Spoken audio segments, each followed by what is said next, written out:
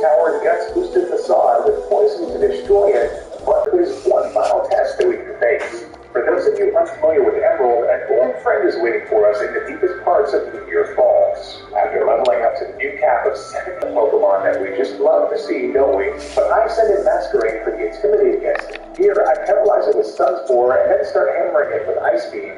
But it went for spikes out of nowhere. I thought he'd just spam Aerial Ace, but oh well.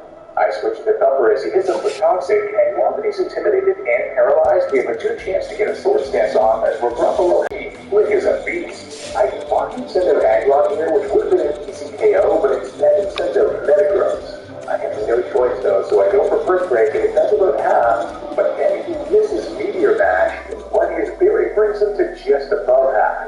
I go for First Break again, hoping for the high roll, but we don't get it, and he smashes Blitz again with Meteor Mash. Now this is the whole problem with this battle now. Molt dies immediately to spikes upon switching. He could have taken out Metagross easily, but now my entire plan is shot.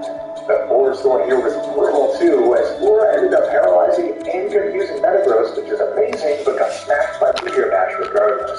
I send in our last chance, Thumper, and get off a Shadow Ball, but he breaks through both paralysis and confusion to end our hopes and dreams. If we had Metagross hit itself in confusion more, if we had gotten the Ancient Power boost, or his Skarmory stayed paralyzed in one turn, or didn't use spikes, we would have had that, so I make these videos possible. If you'd like to support and get your name up here, the links are also down below. If you enjoy, drop a like down below to help the video out, and leave a comment letting me know what kind of run we should do next, and I'll see you guys for our next challenge video.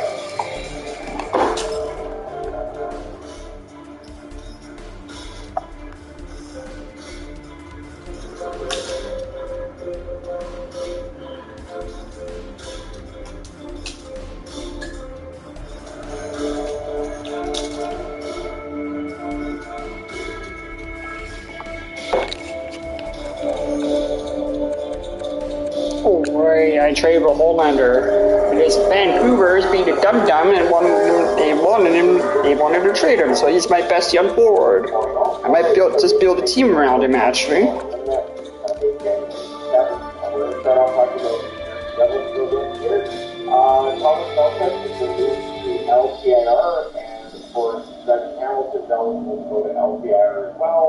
The timing is always done to maximize the amount of cap space you're going to have. The LPIR hasn't happened with Hamilton yet, but it's going to. But also, you own a Steam installer, and that's why it's here for a split. So having to count on this being out, but it takes you a while. So if you're doing without Jack Steam last night, it's 4 days in, you know, so Zach Sanford was played yesterday by Chicago. He is with the team. They're going to go with 11 forward, 7 defense in game day against Calgary. As Brent Shitlick has not arrived yet. The weather delays would have prevented Shitlick from being with the team at this point, but he is on his way. So for Chicago Blackhawks, the team that's really players now, we're at that stage where it's pick guys up, so they pick up Shitlick. Ooh, that was probably cute. Bubble Cat, nice. If you're a fan of the Hawks, hopefully you're going to see around. So I'm gonna probably have next play with Shard on the top pair and a Bean with Jersey and a Shellyton with Foot probably.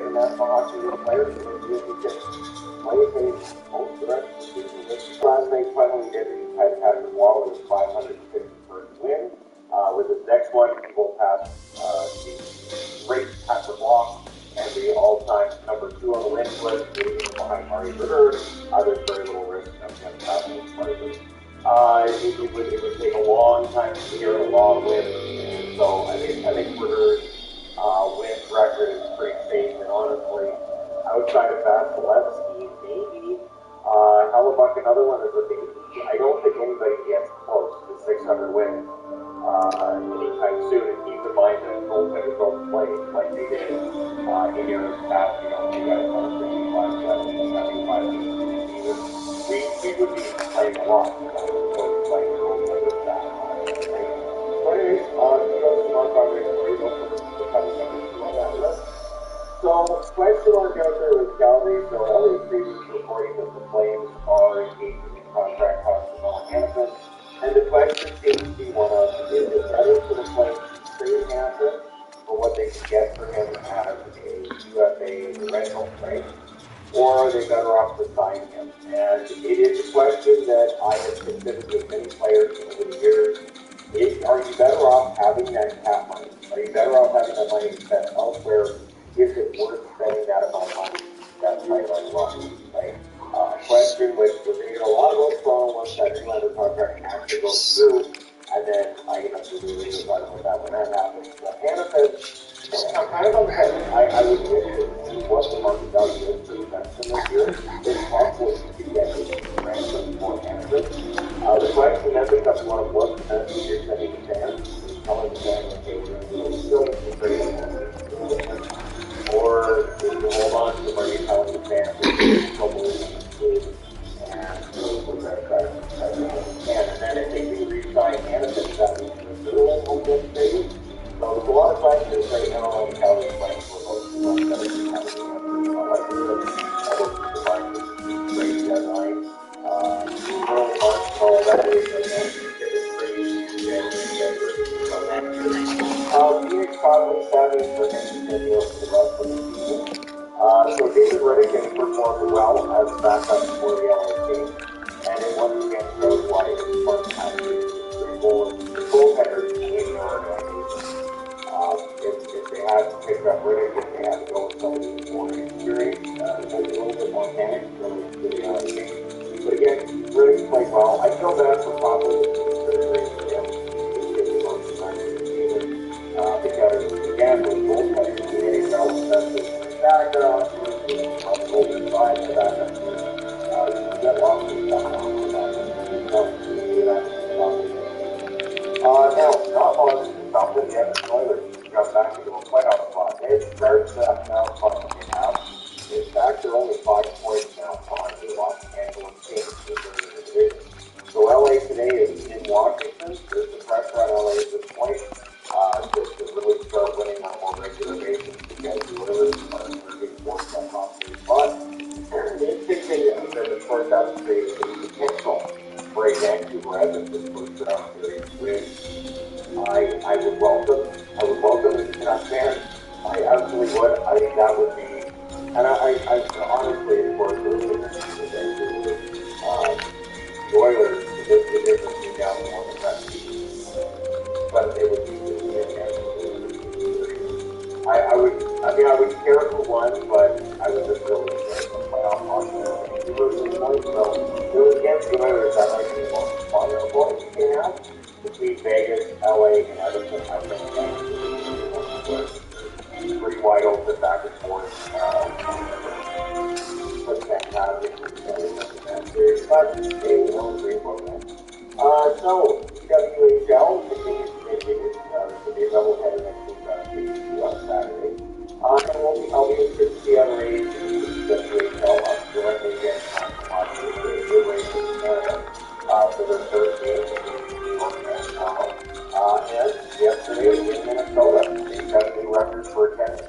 13,316 fans packed into the NHL Energy Center for the home opener against Montreal. And Minnesota won it 2-0, and they're the only 2-0 team in the league. So, right now, Minnesota, 2 games into the season, probably feeling pretty well about themselves, and most of the other teams, there's 3 other teams that are 1-1, and yeah, we'll see how it all takes down. I've seen people saying they're not sure which team is fearful yet, and kind of have it fun with watching the league. It is fun when something brand new starts up, and you have a chance to have that moment of, okay, so this is what we're looking for here. But yeah, it's nice to see the winning team doing well. Like I said, there's a doubleheader next Saturday on for next Saturday. I think there's 6 games in the National Hockey League as well. So it's hockey all day.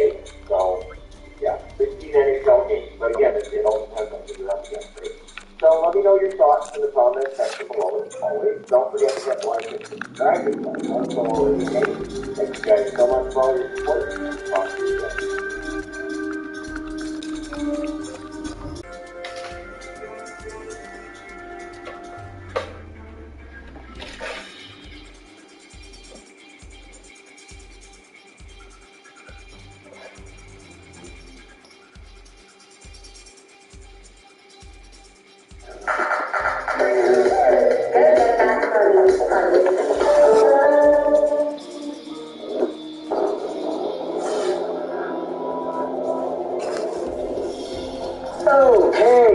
is time to get things underway. New year, new me, right? This is going to be the schedule, hopefully, as the days and weeks go on. I want to try to get a Wild One video out there every weekend, because this is the series that I am absolutely 100% the most proud of to be able to say I make on YouTube. Why I want, if you're new here, is the series where we talk about prospects in the upcoming NHL entry draft. We've been making these videos ever since the 2018 draft, talking about the prospects, giving a scouting report, talking about what they could be, and whether or not you should want them for your hockey team. We're starting out this season. Oh boy, it's 2024, right? So this is season 7. Yeah, season 7 of Why I Want with a bang. Because with these videos, there's always a certain amount of hype attached to them, and they get more relevant as the year goes on. Let's start out today by talking about the guy who will lead the NHL draft class in 2024. You know him, you love him. He's none other than Team Canada and BU's Macklin Celebrini. Let's talk today about what he could be, where he's going to go in the draft, and how he plays. Macklin Celebrini is, long story short, a franchise potential prospect. If you've been on this channel for a while, you're probably used to hearing that word, franchise prospect, right? We've been calling some guys over the years franchise, but I feel like this is one of the more appropriate times to do so. I didn't feel it was appropriate to call Owen Power a franchise prospect, nor did I think Juraj Slafkovsky appropriately had that label. But for Macklin Celebrini, the follow-up to 2023's Connor Bedard, I feel like this is an appropriate title. Here's why. Macklin Celebrini is a 17-year-old forward. June 13th, 2006 is the birth date. He's from Vancouver here in BC, and he's 6 feet 190 pounds. Left-handed center, playing for Boston University in the NCAA. Right now, Macklin Celebrini is ranked to go first overall by everybody. He's ranked number 1 by Elite Prospects, David Faceoff, The Hockey News, Bob McKenzie, Craig Button, McKean's, Dogma Prospects, as well as Smart Scouting, and for a very good reason. Now, we talked about this in the video a few days ago, talking about the Connor Bedard Celebrini World Junior Showcase, but part of the reason why Celebrini's profile is so interesting is because this guy is already in the NCAA, despite only being a 17-year-old player who won't turn 18 until the summer of this year. This is because Macklin Celebrini went through accelerated schooling as a high schooler in order to achieve NCAA status early. Not only is this guy a superstar stud athlete, but he's also got the brains to be able to keep up and the discipline to follow through. Celebrini being in the NCAA at 17 is already a pretty big deal. So the fact that he's gone out there with 25 points in 15 games just cements even further how stacked his entire profile appears to be. He suited up for Team Canada at the World Juniors this season, had 8 points in 5 games played, 4 goals, 4 assists, highlighted by that one 5-point game that he had. He was the top scorer on Canada, which is honestly kind of embarrassing when you think about what this Canadian squad was supposed to be able to achieve, as well as the slumping tournament that we had seen from a lot of these guys. But I digress. All World Junior Canadian criticisms aside, Macklin Celebrini was just an absolute stud of a player, and you could see that every time he touched the puck. To get a clearer idea, though, as to how good Macklin Celebrini's season has been, not just at the World Juniors, but in the NCAA, here's the top scouting report written by Kyle Cushman on The Score, as posted on mynhldraft.com. This is from December 11th. What Celebrini is doing right now at Boston University is remarkable considering his age. We've seen draft-eligible freshmen like Adam Fantilli and Jack Eichel dominate over the past decade, but we haven't seen it from someone as young as Celebrini in decades. Again, because those guys were born in the later parts of their draft-eligible years, they were able to make the NCAA because they were 18 by the time they started school. When this season is over, Celebrini will still be 17. When Eichel and Fantilli were doing their thing and they were getting the same amount of points that Macklin Celebrini is on pace for right now, they were a full calendar year older than Celebrini is when he's been doing all this stuff. And to help us out even further, we've got some more scouting reports on my NHL draft. This is from my buddy Hattie K. He writes that Macklin Celebrini jumpstarts offensive transitions with solid defensive positioning, great intensity, and a refined technique in board battles. Once the puck is secure, he has the ability to either skate out himself while evading pressure with his crossovers, or to find an outlet and outrace back checkers to open ice in order to make himself a shooting threat. Venella's daily faceoff wrote this: after dealing with shoulder surgery over the offseason, it would have made sense if Celebrini had a slow start to his freshman year. Instead, he's the NCAA's leading scorer and on pace to crush Jonathan Taves' record for most goals scored by a U18 NCAA player since 2000, when he potted 22.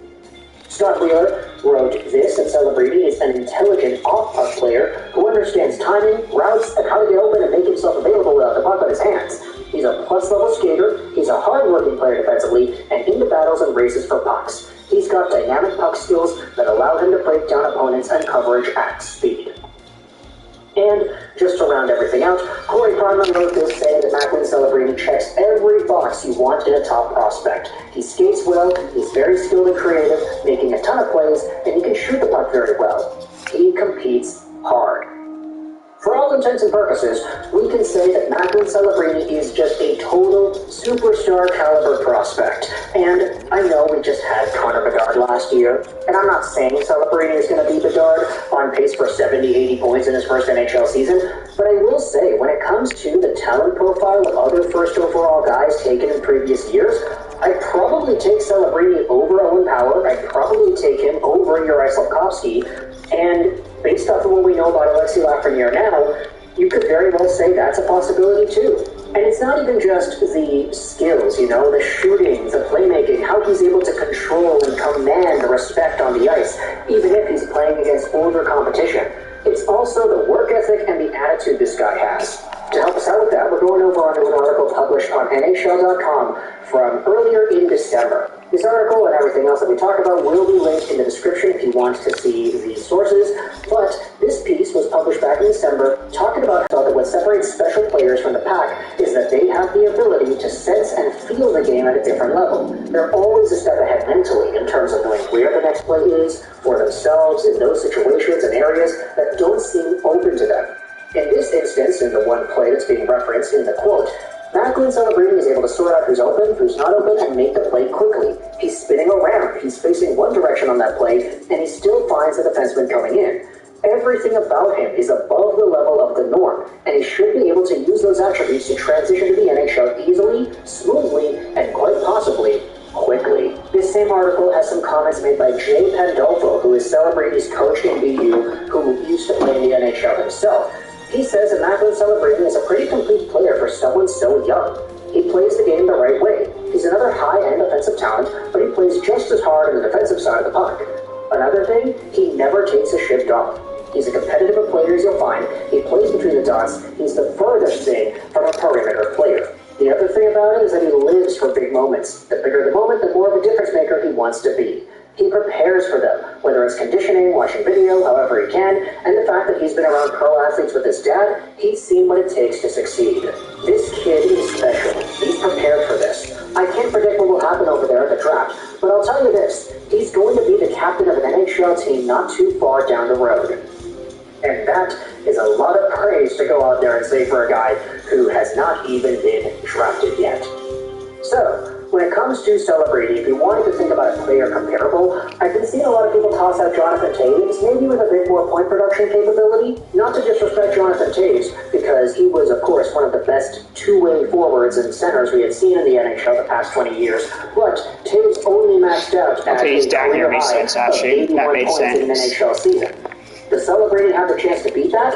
I'd honestly say it's fairly possible. But when it comes to the seriousness, when it comes to the attitude, just the no-nonsense mentality, the offensive awareness, the IQ, the two-way stability, and the defensive impact, Macklin Celebrini is a one-of-a-kind player. Head-to-head against Adam Fantilli, who went third overall last year, you could very well say that Celebrini is on top because of that age difference. He's doing all of this, whereas other guys like Eichel and Fantilli had an extra year's worth of development time under their belts because of their later birth dates. Celebrini, in my opinion, has the potential of becoming a first-line captain player on an NHL team, maybe with 90-point potential in the show. Not gonna lie.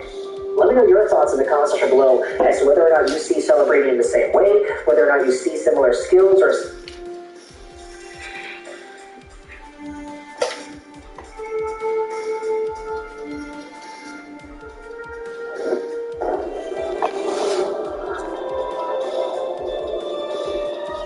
Last night, eh?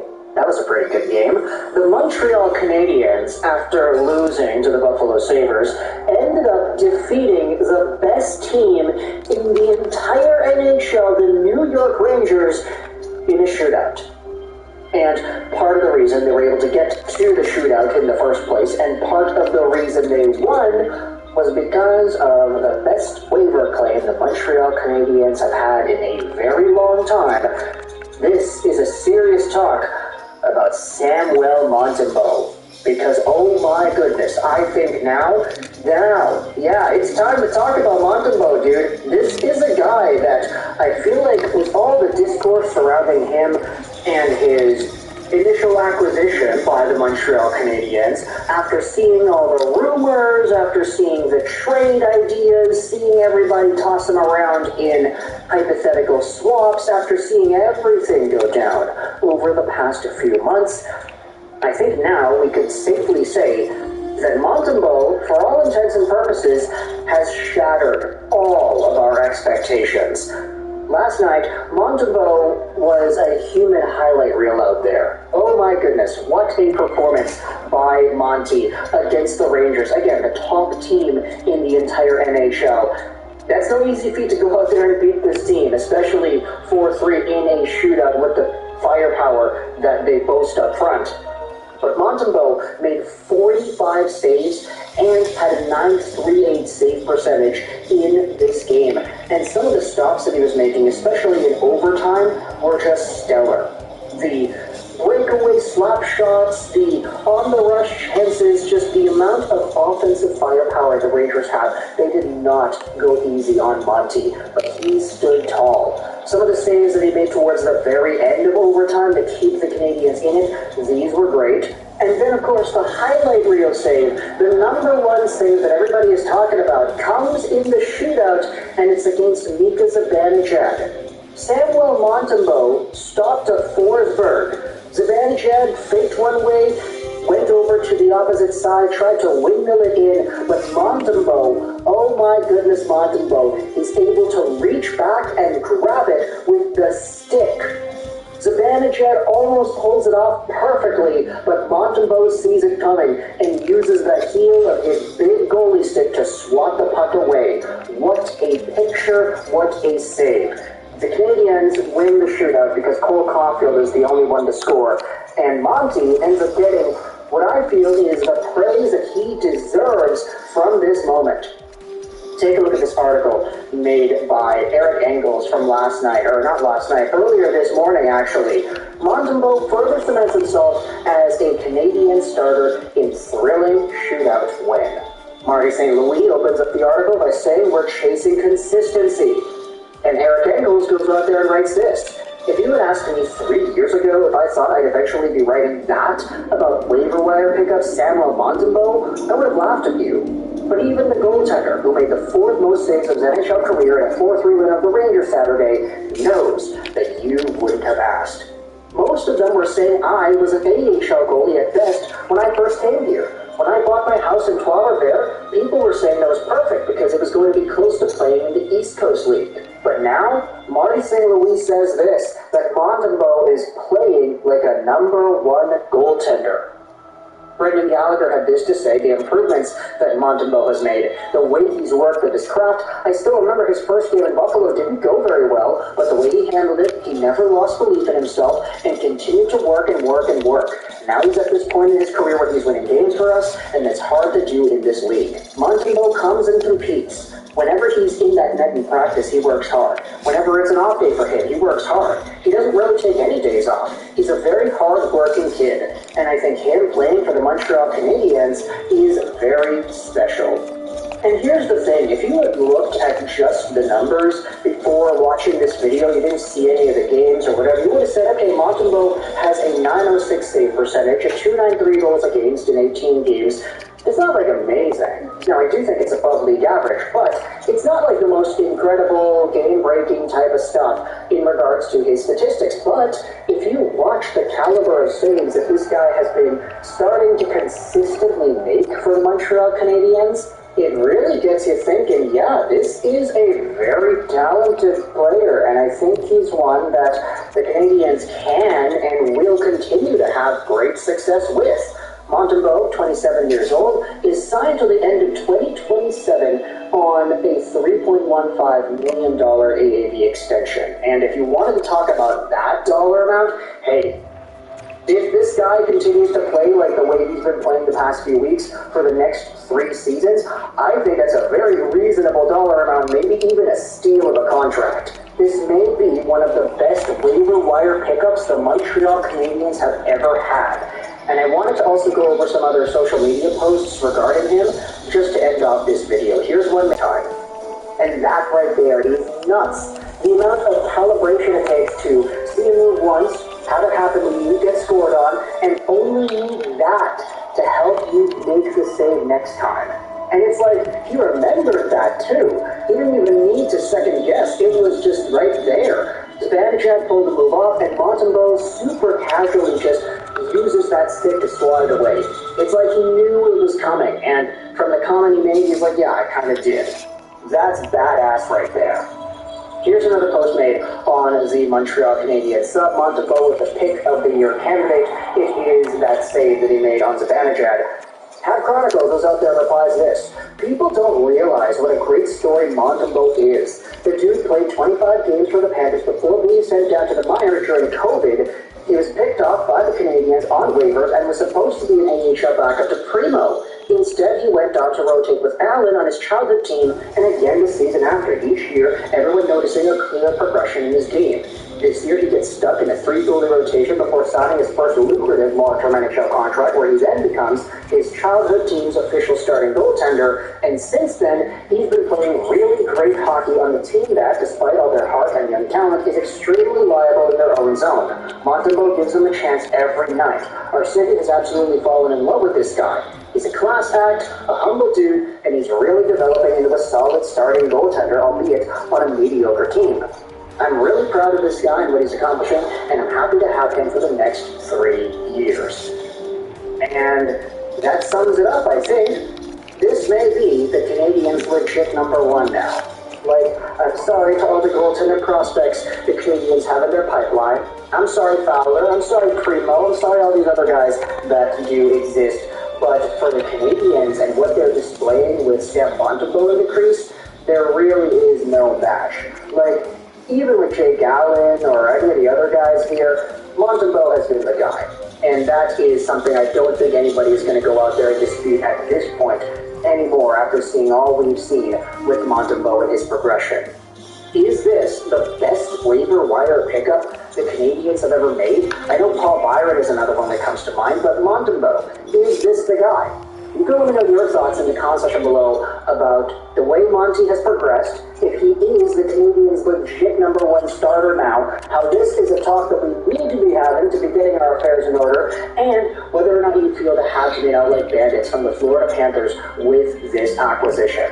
It's not like he'd be getting too much of an opportunity to play in Florida now anyways, if he was still there. I mean, with Spencer Knight in the mix, being the long-term projection guy, and having Sergei Bobrovsky also signed on forever, it'd be tough to break out of that scene. But for Montreal, his hometown team, his favorite team, and a team where the city is absolutely loving him now, I think this is a pretty good fit. What do you think? Let me know your thoughts in the comment section below. I hope you enjoyed this British outro, so and bye.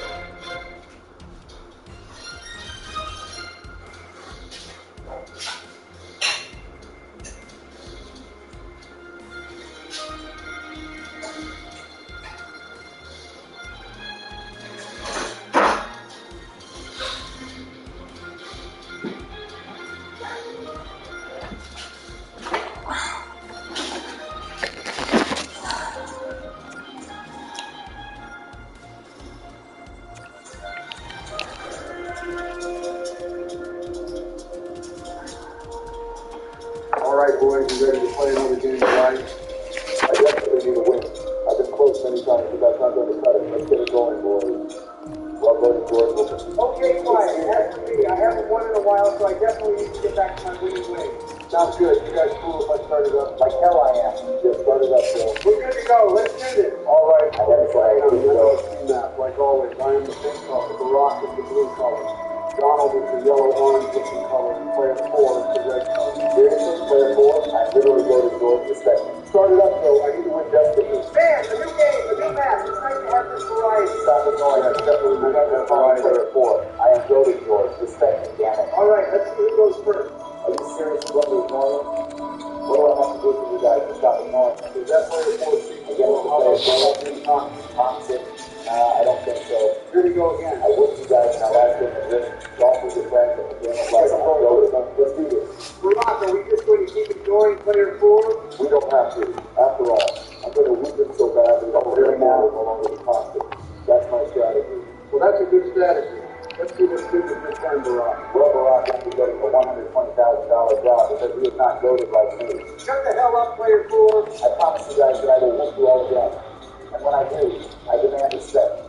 You three will call me Goated George. Yeah, whatever player 4. Let's see what job you get Barack. Yeah, I'm curious to see what job I will go in this man. It won't matter if Goated George will win. I hope you get that $120,000 paying job, Rock. Damn it, it's okay, Barack. Stop it. What did I tell you to do? Is that player 4 talking again? We get the $120,000 paying job. Let's go. Good one, Barack. Starting off with a $50,000 bonus. It won't matter. Very fast. Let's see where this puts you. Whoa. This is really what the prisoner say. Don't get wrecked, Barack. Let's just luck over this. We will not be winning this game. Come on, Rock. You can still land on something good here. And thank God I did it. I got a nice $100,000 bonus from the bank, so that's always a good thing. Although you didn't land on an action stick, you definitely got a lot of money throughout your turn. Let's see what I can do. Good luck to you, John. You guys do realize the Goated George is still in the game now. Is that player 4 talking again? There it is. Donald's saying that, so let's focus on that. Donald got a load up with pathetic. Let's see what George can get here from the back. He'll be fast. Hopefully it's something good. And of course, there is no other option other than watching the game stream. I'll gladly take it, though. Not a bad turn, Donald. You were able to get an after before college. Nobody cares. It's Goated George's turn. Let's see what you can do to your player 4. You're trying to get under my skin, but it won't work. Kind of sounds like it's already worked. Yeah, thank you. It's $50,000 player 4. Stop calling me player 4. I swear to God. I thought you just said that it wouldn't get up to the field. Back. What's going on, player 4? I'd like to watch my greatness. Greatness? Really? I'm about to get myself a nice and juicy $120,000 paying job. Let's talk more action, player 4. I literally won last game. So what? What do you mean, let's talk more action? All right, well, let's see this job off. All right, check the hell out for rock. I told you guys that Goated George does not settle for anything less than a Goated thing. All right, it's a solid strike. How will you back that? Well, I guess I'll be backing it up by taking an hour. For this right now. I'm getting a pay raise. Respect me. Okay, this turn of yours wasn't bad, player 4. How many times Not have you about how talked you to player start, but 4? rather how you finish the track. Donald, What is it, player 4? you haven't won this game in ages. For what? And you only wanted to just show that you've done the usual and do the game. Stop acting like you're good at something. Don't worry about player 4, Donald. It's time for competition. Good luck, Bill. Let's see how this turn here goes. Can I tell you guys how it's going to go? Hell no. Player 4, nobody wants to hear it. Okay, so I guess I'll be landing on an action stick before college. Don't get too excited. It won't be anything good. I guess we'll see about that. Whoa, Right, I'm Bill. I serious told right you now. what. You know what? I'm going with the bowling rule, and I'm going to take player 4's money. Wait, what? Are you serious right now? Come on, Bill. You got this. Good luck, Joe. I guess your daddy's a cheering for Player on. 5, And of course, you get a horrible number. Watch the clipboard. It's still a decent number, though. Back. And of course, Try more, player 4. and that is exactly why you think you're too ahead of your dad. It's like you can go back. I used to be the top this one. It's not too late to know. Have you won a game yet? It doesn't matter. Soft. That's why you haven't won a game yet. Well, today is a new opportunity for you to win a game. Let's see what I can do to get you. That's a good mindset to have for us. Good luck. Thanks, Joe. This is disgusting. What's disgusting is your toxicity, player 4. Yeah, okay. By the way, Barack, What's up, Joe? keep the single life of your religion 16 episodes of Marriage Path. I'm just going to stick with the single path. No surprise there. It's a wonderful mentality to have. You almost did 50,000 to you, Barack. Step it up. But he didn't. All right, well, I'm going to play Russian roulette with my draft. I'm confident I can land for 120K paying job. There's no way to get it. You're not loaded. Let's see. That's what I'm call luck, ladies and gentlemen. I got a lot of money right now. So what? I'm tied for the non-return with there. And now I have the 120K paying job. Doesn't mean anything. Big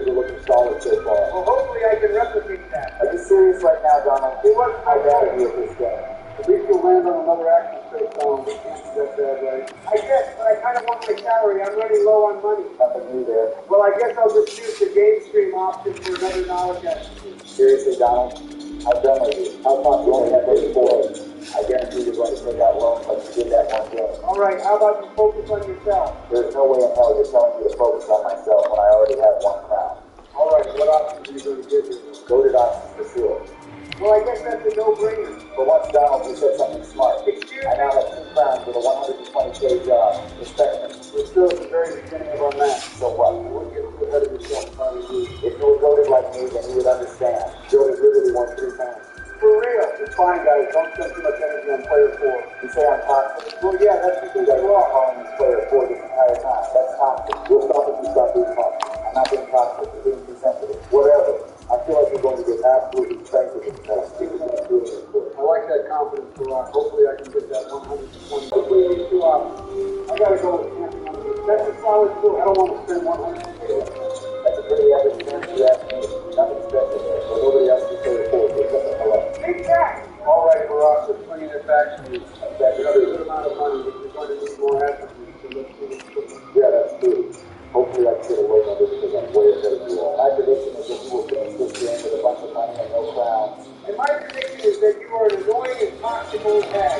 Oh, wait, that's called something. You know what it's called, Joe? What's it called, Donald? Fact. This guy is disgusting. And of course I couldn't land on an action. That's because you're trash. This is flashback to the last game and none of us could land on action except for player 4. That's like excuses. Damn it. And just like I predicted, here we go again taking loan shots, Donald. This is why you guys should stop being so sensitive and listen to broken door.